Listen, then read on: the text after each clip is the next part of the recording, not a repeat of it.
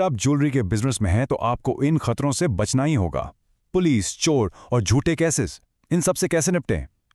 हम आपके लिए लाए हैं द ज्वेलर्स सर्वाइवल गाइड। चलिए एक सिचुएशन इमेजिन करते हैं।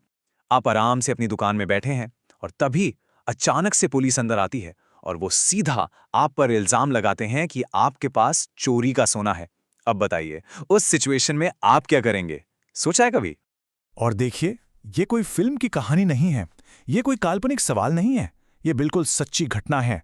ये हुआ मुंबई के एक ज्वेलर निशान जैन के साथ अभी हाल ही में 2024 में। उन पर एक चोरी का ब्रेसलेट खरीदने का झूठा इल्जाम लगा दिया गया। और बात यही नहीं रुकी। पुलिस ने उन्हें इस झूठे केस में ना फंसाने के बदले सीधे सीधे 50,000 रुपए मांग लिए। सोच सकते हैं आप, ये तो साफ साफ एक्सटॉर्शन यानी कि जबरन वसूली का मामला था। लेकिन निशान जैन उनमें से नहीं थे जो डर कर बैठ जाएं। नहीं, वो लड़े, अपने हक के लिए लड़े।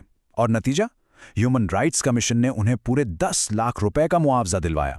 ये इस बात का जिंदा सबूत है कि अगर आप सही हैं और आपको कानून की जानकारी है तो जीत हमेशा आपकी ही होगी। तो चलिए अब डिटेल में जाते हैं। एक ज्वेलर को आखिरकार किन 3 बड़े खतरों का सामना करना पड़ता है? पहला है ऑर्गेनाइज्ड क्राइम, दूसरा है झूठे केस और तीसरा पुलिस हरासमेंट। देखिए, आजकल की चोरियां कोई छोटी मोटी घटनाएं नहीं है, ये पूरे ऑर्गेनाइज्ड हिस्ट होते हैं। जरा इन आंकड़ों पर गौर कीजिए। बिहार में 25 करोड़, तेलंगाना में 17 करोड़ और पुणे में पूरे 1.43 करोड़ की लूट। और ये तो सिर्फ कुछ एग्जाम्पल्स हैं। ये अपराधी पूरी प्लानिंग और हथियारों के साथ आते हैं। तो सवाल ये उठता है कि इन खतरों से आप लड़ेंगे कैसे? आपके पास भी हथियार है, कानूनी हथियार। हमेशा याद रखिए, कानून की सही जानकारी ही आपका सबसे पहला और सबसे मजबूत सुरक्षा कवच है। ओके, अब जरा इस स्लाइड पर ध्यान दीजिए। ये समझ लीजिए आपका लीगल चीट शीट है। इसे हम 3 सिंपल पार्ट्स में बांट सकते हैं। पहला, आपके बचाव के कानून, दूसरा आपकी जिम्मेदारी वाले कानून और तीसरा अपराधियों को सजा दिलवाने वाले कानून। और इसमें आपका सबसे बड़ा हथियार, जैसा निशांत जैन के केस में भी था, वो है भारतीय न्याय संहिता का सेक्शन 308, एक्सटॉर्शन। इसका मतलब साफ है, अगर कोई भी, चाहे वो पुलिस वाला ही क्यों ना हो, आपको धमकाकर झूठे केस का डर दिखाकर पैसे मांगता है तो आप उसके खिलाफ ही केस कर सकते हैं और सजा पूरे 10 साल तक की जेल हो सकती है। अब आते हैं उस सेक्शन पर जो ज्वेलर्स के लिए सबसे बड़ा सिरदर्द है, आईपीसी सेक्शन 411। इसे बहुत ध्यान से समझिएगा। ये तब लगता है जब आप चोरी का सामान खरीद लेते हैं। और इसमें सबसे खतरनाक बात यह है कि जरूरी नहीं है कि आपको पता हो कि वो चोरी का है। अगर कानून की नज़र में आपके पास रीजन टू बिलीव यानी विश्वास करने का कारण था, जैसे मान लीजिए कोई बिना आईडी के बाजार से आधे दाम पर आपको सोना बेचने आ जाए, तो बस आप मुश्किल में पड़ सकते हैं।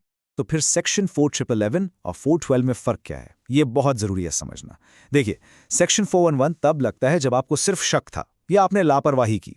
लेकिन सेक्शन 412 वो तब लगता है जब आपको पक्का पता था, आप जानते थे कि ये माल चोरी का ही है। ये एक बहुत बड़ा लीगल डिफरेंस है।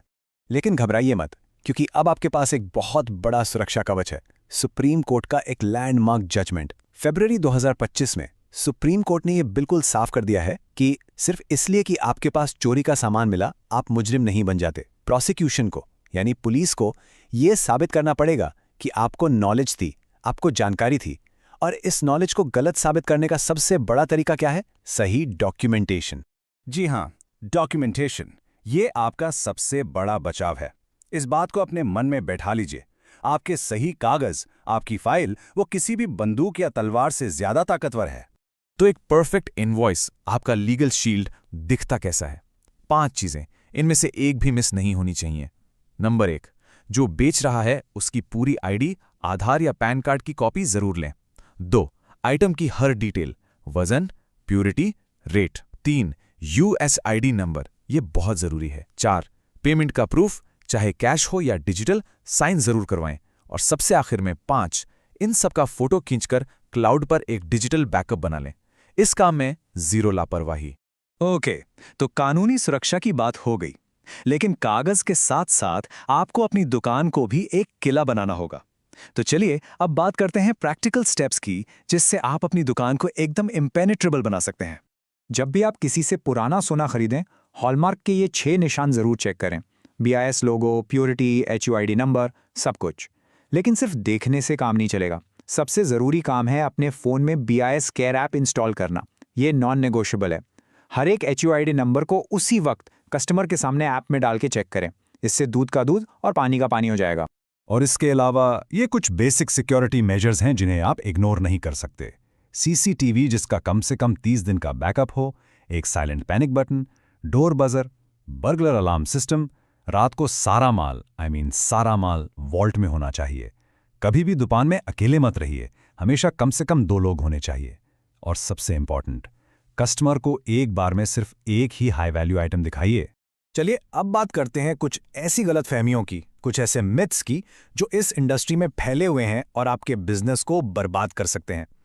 इन्हें तोड़ना और सच्चाई जानना बेहद जरूरी है। सबसे पहला और सबसे बड़ा मिथ, अगर चोरी का माल मिला तो मैं उसे लौटा दूंगा और केस खत्म हो जाएगा। बिल्कुल नहीं, ये गलत है। माल लौटाने से सेक्शन 411 का क्राइम खत्म नहीं होता। हाँ, सजा में थोड़ी कमी हो सकती है। दूसरा मिथ, पुलिस मुझे बिना वारंट के अरेस्ट नहीं कर सकती। ये भी झूठ है। एक कंप्लेंट के आधार पर भी पुलिस आपको अरेस्ट कर सकती है। आपको अपनी बेगुनाही बाद में साबित करनी पड़ती है। तीसरा, अगर आइटम पर हॉलमार्क है तो वो चोरी का नहीं हो सकता। एकदम गलत। हॉलमार्क सिर्फ प्योरिटी की गारंटी है, ओनरशिप की नहीं। और आखिरी और सबसे खतरनाक गलतफहमी, भाई करप्ट पुलिस को तो पैसे देने ही पड़ते हैं। नहीं, ये झूठ है। रिश्वत देना भी एक जुर्म है। उस पुलिस वाले के खिलाफ आप BNS 308 का इस्तेमाल कर सकते हैं। तो अब तक हमने जो भी जाना उससे 30 सेकंड में रिवाइज करते हैं। यह है आपका फाइनल सर्वाइवल चेकलिस्ट। बस ये 5 पॉइंट्स हमेशा याद रखिएगा। पॉइंट नंबर 1, डॉक्यूमेंट हर चीज, हर ट्रांजैक्शन, नो एक्सेप्शंस। 2, वेरीफाई बेचने वाले की ID हमेशा। 3, use the app her hallmark को BIS केयर ऐप से चेक करें। 4, इंस्टॉल मॉडर्न सिक्योरिटी सिस्टम लगाएं और मेंटेन करें। और 5, नो योर राइट्स BNS 380 और IPC 411 इनको हमेशा याद रखें। आपकी दुकान, आपका बिजनेस बेशक बहुत कीमती है, लेकिन क्या वो वाकई में सुरक्षित है? ये सवाल आज रात सोने से पहले एक बार खुद से जरूर पूछेगा। ऐसे ही इंफॉर्मेटिव वीडियोस देखने के लिए LLB स्टूडेंट अड्डा को फॉलो करें और सब्सक्राइब करें। If you want any new topic, comment below.